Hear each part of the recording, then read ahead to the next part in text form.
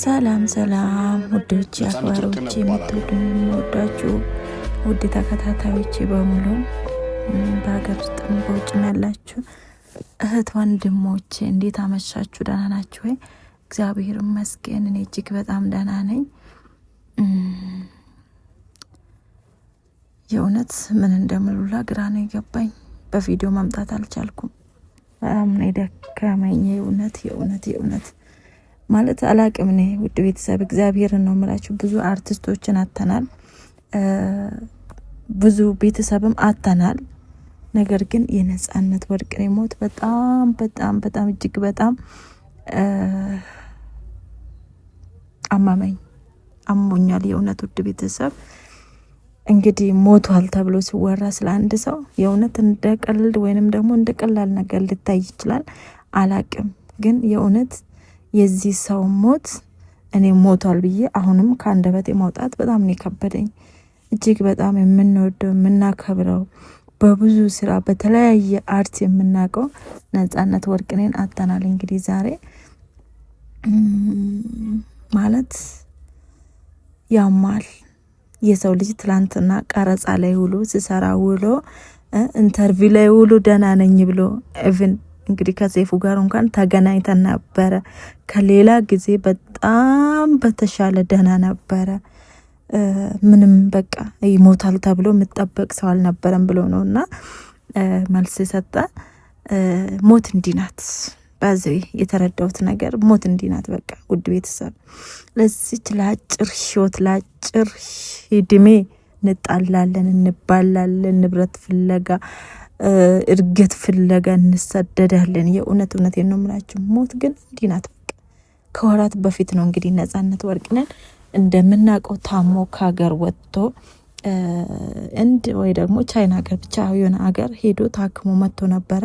በጣም ደህና ነኝ እንዳታስቡ ተሽሎኛል ብሎ መግለጫ ሰጥቶ ነበረና እንግዲህ እኛም ይሞታል ብሎ ማንም ሰው አልጠበቀም። ኢቭን በዛን ሰዓት እንኳን ሞቷል ተብሎ ፎቶቹ ሲለጠፍ የእውነት በዛን ሰዓት የለጠፋችሁ ሰዎች ሞቷል ብላችሁ ምን ብላችሁ እንግዲህ ይሄው ሆኖላችኋል። በዛን ሰዓት ግን ተመልሶ መጥቶ እባካችሁ ቤተሰብ ይደነግጣል። እኔ እዛ አይሲ ውስጥ ሆኜ እንደዛ እናንተ ፎቶን ስትለጥፉ ምን ስትሉ ለምንድን ነው ለቤተሰብ የማይታሰበው? እንደዚህ አይነት ነገር ለምንድን ነው ከኢትዮጵያ ውስጥ የማይቀረው? ሁሌ የአንድን አርቲስት ፎቶ የአንድን ታዋቂ ሰው ፎቶ እየለጠፉ ሞታለች እየተባለ ይወራልና ለምንድን ነው እንደዚህ የሚደረገው ብሎ እንግዲህ ተመልሶ ሲመጣ ተናግሮ ነበረ። የእውነት በዛን ሰዓት እንኳን ምናልባት ስለታመመ ተብሎ ይጠበቃል፣ ፎቶቹ እንደዛ ስለጣጠፉ ማለት ነው።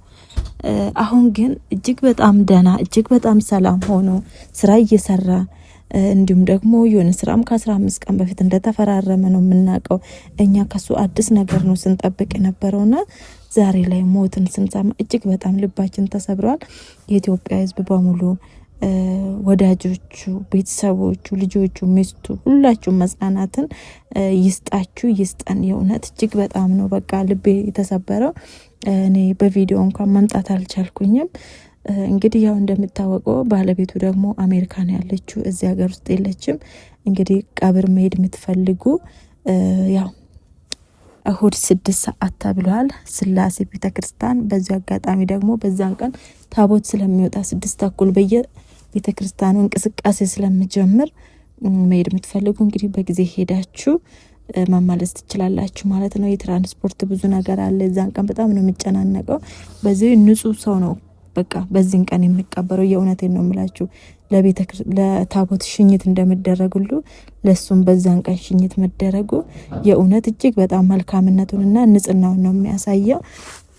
እንግዲህ ሞት አይቀርም ውድ ቤተሰብ፣ መልካም ነገርን ሰርተን እንለፍ።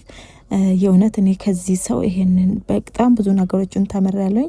ትላንትና ስስቅ ስደሰት ስጫወት የነበረው ሰው ዛሬ ሞቷል ተብሎ እንደ ቀልድ መወራት ቀላል ነገር አይደለም። ውድ ቤተሰብ እባካችሁን ባለን ነገር እንከባበር። ለዚች አጭር ጊዜ አንባላ። አጭር እድሜ ናት ያለችን። የእውነቴን ነው የምላችሁ። እኔ በበኩሌ እጅግ በጣም አዝኛለሁ። ልቤ ተሰብሯል። እግዚአብሔር አምላክ ለሁላችንም መጽናናትን ይስጠን። የእውነት እኔ እንዴት እንደሚወራ ምን እንደሚባል ግራ ነው የገባኝ። እግዚአብሔርን ብዙ አርቲስቶችን አተናል። በጣም ብዙ በቃ የምንወዳቸው ሰዎችን አተናል። ነገር ግን በቃ እንዲደናነን ተብሎ ሲወራ የእውነት ቀላል ነገር ይመስላል። እግዚአብሔር አምላክ ሁላችንም ለንስሐ ሞት ያብቃን፣ ለንስሐ ሞት ያብቃችሁ። የእውነት በስደት ዓለም ያላችሁ እህት ወንድሞቼ ከእንደዚህ ከድንገተኛ አደጋ እግዚአብሔር ይሰውረን። ስትል ዛሬ ጠዋት እንኳን ቀረጻ ለመሄድ ወጥቶ ነው አቅቶት ወደ ቤት ተመለሰ የተባለውና እጅግ በጣም ነው ልብ የሚሰብረው፣ እጅግ በጣም ነው የሚያዛዝነው።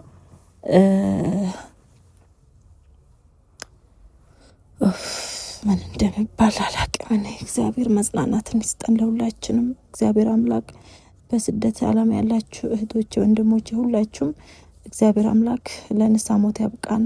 ሞት አይቀርም የትም ቦታ። በጣም ክፋትን የምትሰሩ ሰዎች ግን ከእንደዚህ አይነት ነገር ለምን መልካምን ነገር እንደማትማሩ እግዚአብሔር አምላክ ይወቅ። የእውነቴን ነው የምላችሁ። ምክንያቱም ህይወት እንዲህ ናት። በቃ እች ናት፣ አጭር፣ በጣም አጭር አለን ብለን በቃ እንደ አበባ የምንራገፍ ሰዎች ነን። የእውነት አንዳንዴ ጠዋት ምትፈካ ማታ ማታ ደግሞ ተሸፍና የምታድር አበባ አለችና ያነን የኛ በቃ እቺ ነን። እግዚአብሔርን ልብስ እንኳን አብሮን አይሄድም። ውድ ቤተሰብ እባካችሁን ያላችሁትን ነገር እየተካፈላችሁ ኑሩ፣ እየተካፈላችሁ ብሉ። እውነቴን ነው የምላችሁ። ኢየሱስ መቼም እንግዲህ አንዴ እማም ተብሎ ተወርቷል። ነገር ግን ስንት አርቲስት ስንት ሰው ለሀገር ስንት ነገር እንዋሉት በሕክምና ስህተት በምን እየተባሉ እንግዲህ እንደምታወቀው የተደረጉ ድርጊቶች አሉና አንዳንዴ የእውነቴን ነው የምላችሁ በቃ እዚህ ዓለም ላይ መኖር ራሱ ያስጠላል። እግዚአብሔርን እውነት እንኳን የማይወራበት ሀገር ነው። እውነት እንኳን የምትደበቅበት ሀገር ነውና እግዚአብሔር አምላክ እንግዲህ መጽናናቱን ይስጠን። ለቤተሰቦቹ ለሚስቱ በሰው ሀገር ሆኖ አዘንን መስማት እንዴት ምን ያክል ከባድ እንደሆነ አውቃለሁ። እግዚአብሔር አምላክ ለሁላችንም መጽናናቱን ይስጠን። ነፍስ ይማር።